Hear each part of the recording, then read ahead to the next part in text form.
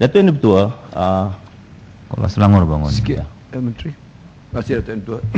Saya membangkitkan kaedah yang digunakan oleh Kementerian dalam membuat perangkaan bajet kali ini dengan metodologi apa yang dikatakan sebentar oleh Menteri sebagai outcome based budgeting. Dalam perbahasan saya bertanya kepada Kementerian, apakah outcome yang benar-benar mahu digarap dan mahu diatasi ataupun mahu dicapai kalau berpandukan kepada satu diagnosis masalah kewangan negara? Perkara itu tidak diberi jawapan oleh Menteri daripada JPM, dan petang ini saya harap dapat kerana nyata apa yang dirangkakan, minta maaf kalau saya sebutkan, ya, it was essentially dengan izin, ya, untuk menyuntik the feel good factors. Tak salah feel good factors menyuntik itu, tetapi permasalahan besar dengan izin, the economic malaise of the economy tidak digarap dan tidak cuba diatasi. Itu satu perkara yang saya minta Menteri terangkan. Apakah outcome yang mahu dicapai? Keduanya, dalam persoalan yang Menteri bangkitkan tadi, untuk melebarkan revenue yang telah pun jelas, salah satu daripada masalah ekonomi kita adalah over reliance, dengan izin, kebergantungan kepada revenue minyak, ya, yang berjumlah 40% daripada revenue pendapatan negara. Maka disebutkan tadi monetization of asset, ya, dengan izin, Menteri menyebutkannya. Persoalannya dalam to unlock, ya, dalam to unlock all those value dalam aset-aset kita itu, cara dan management dalam perkara itu sangat mengecewakan kalau kita kembali menggunakan kaedah direct nego yang tidak akan mengizinkan kita unlock this asset. Kalau kita terus, contohnya dalam aset Sungai Besi, KLFID contohnya, Kuala Lumpur International Financial District, diberikan kepada satu pihak dan tidak dibuka kepada international bidder yang dengan kata lain akan dapat increase the gross development value dan sebagainya. Ini sekali lagi kembali kepada cara urusan juga, urus takbir yang agak tidak, ya, memberangsangkan, itu bahasa yang baik itu, ataupun urus takbir yang kembali bobrok, ya, yang tidak akan dapat membesarkan ataupun increase the revenue model of our dalam melebarkan pendapatan kerajaan, melebarkan pendapatan federal government. Ya, sila Yang Amat Indra Mahkota.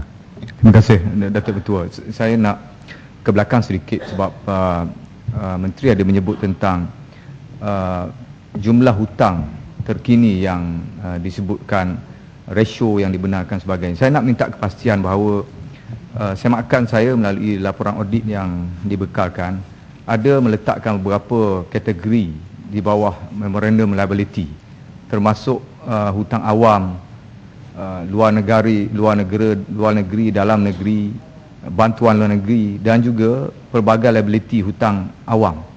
Dan juga diletakkan satu tajuk yang mustahak, iaitu liability luar jangka, yang juga diletakkan dalam aspek liability, iaitu merangkumi segala hutang yang dicatat dalam negara kita. Semakan saya menunjukkan bahawa jumlah telah pun melepasi angka 1 trilion. 407 bilion dicampur dengan 206.9 bilion, dan satu lagi angka 431 bilion. Keseluruhan dalam liability awam kita telah pun mencecah angka 1 trilion, 1.04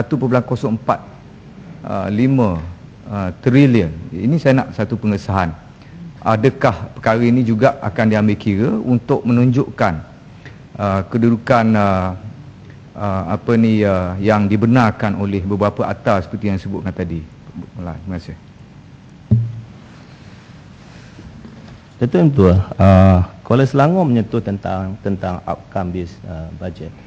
Untuk makluman yang berhormat, outcome based budget di mana dinyatakan untuk tahun 2012 ini melibatkan 6 kementerian, iaitu Kementerian Keuangan, Pengangkutan, Pelajaran, Kerja Raya, Sumber Manusia dan MITI. Sebenarnya tujuan kita adalah untuk mengubah financial model kita, daripada kita semata-mata berbelanja sebagai ukuran kepada performance, kepada perbelanjaan, apakah hasil daripada perbelanjaan tersebut. Dalam erti kata lain, dengan cara itu kita dapat menanggani isu perbelanjaan yang berlebihan dan dalam konteks prinsip nilai wang. Dan apa yang kita lakukan ini adalah melalui proses di mana kita membuat ukuran kepada performance sesuatu perbelanjaan tersebut, dan pada akhir tahun nanti kita tahu bagaimana kementerian tersebut performance kementerian tersebut dengan izin. Di mana sekarang kita ada di kalangan menteri, kita ada key performance KPI kita. Jadi tiap-tiap menteri akan diukur berasaskan kepada KPI, berapakah mereka perolehi berdasarkan 100. Tapi yang kementerian ini akan lebih kompleks lagi daripada semata-mata sama ada 10 ataupun 20 KPI. Yang ini akan meliputi semua subsektor di bawah kementerian tersebut. Yang Muhammad juga menyentuh tentang monetization of asset dengan izin. Saya ingin menyatakan bahawa memang ada tanah-tanah yang kita bagi secara langsung, tapi ini melibatkan syarikat-syarikat kerajaan, sama ada melibatkan KWSP dan sebagainya. Tapi lain-lain tanah kita melakukannya secara tender terbuka. Mengenai dengan apa yang dibangkit oleh Yang Berhormat Indra Mahkota, sebenarnya saya sendiri telah meminta kepada pegawai untuk kita mengkaji laporan daripada Ketua Audit Negara, kerana saya mengambil laporan itu sebagai satu yang serius. Kita sedang mengkaji, selepas kajian itu nanti barulah saya boleh memberi jawapan kepada Yang Berhormat secara perinci. Ya. Terima kasih. Tentang hutang negara yang tadi dikatakan sudah mengikut tahap 55% KDNK, mengikut laporan Bank Negara sehingga Jun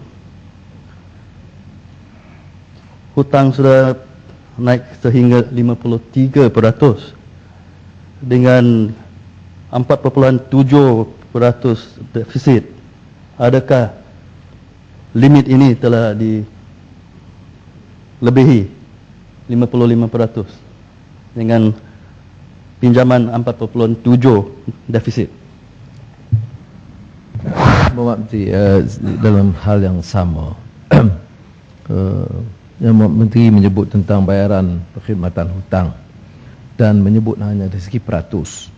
Kadang-kadang statistik ini kalau tidak dijelaskan sepenuhnya mungkin mengelirukan. Sebabnya ialah bahawa dari segi jumlah peningkatan itu mendadak dan besar.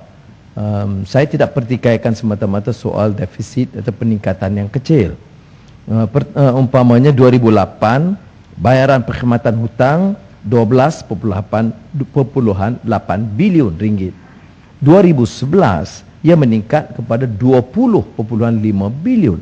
Maknanya peningkatan 60% itu dianggap suatu angka yang membimbangkan kerana kadar peningkatan yang terlalu mendadak dalam masa yang singkat.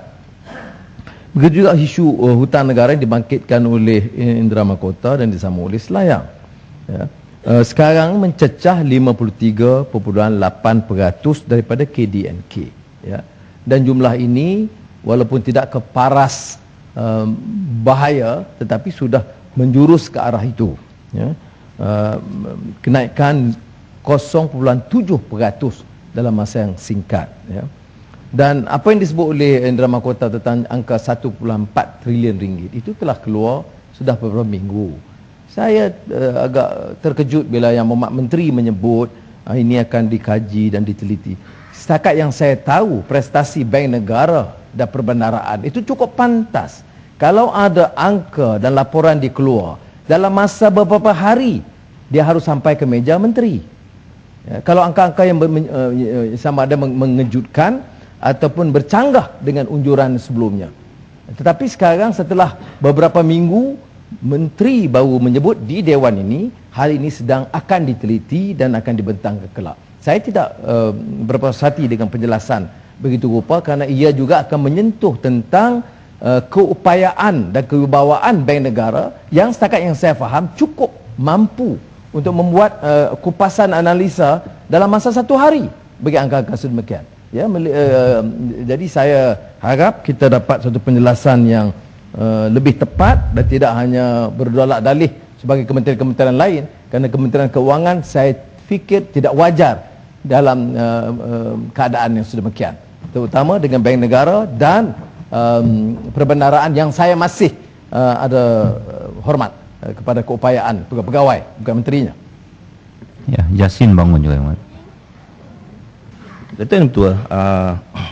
Yang Muhammad Selayang menyentuh mengenai dengan defisit 4.7%. Adakah kita akan melebihi 55%? Saya telah nyatakan tadi bahawa 55% itu adalah maksimum. Kerajaan komited kepada mempertahankan tidak melebihi kepada kerajaan komited tidak kepada melebihi 55%. Yang Muhammad Pematang Pauh hanya menyentuh mengenai dengan laporan yang dinyatakan oleh Yang Muhammad tadi, dan saya menyatakan kita sedang, saya kata bukan kita akan, kerana ada beberapa isu.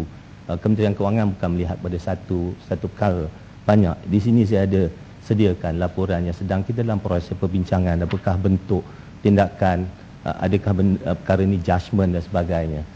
Tentulah kita tidak membuat satu keputusan dalam 1 hari.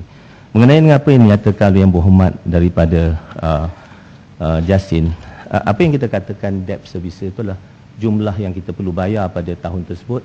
Bagaimanakah kedudukannya dari segi keupayaan kita untuk membayar. Keupayaan kita adalah begitu tinggi kita boleh membayar hutang tersebut. Yang Berhormat Kelang menyentuh tentang hutang isi rumah, di mana Yang Berhormat maklum bahawa hutang isi rumah pada bulan Ogos tahun 2011 berjumlah 628 juta ringgit atau bilion ringgit. Dari segi coveragenya, apabila kita memberi sesuatu pinjaman, kita akan melihat antara lain adalah asset backing daripada pinjaman tersebut. Dari segi asset backingnya adalah dengan izin sebanyak 1,465 bilion ringgit. Dalam arti kata lain, ia adalah satu kali setengah lebih tinggi daripada 2 kali setengah. 1/4 dibagi 600 mana 1.2 kali lebih tinggi daripada hutang yang dibagi. Ringkas sebelum berpindah ke topik lain tadi. Sekejap.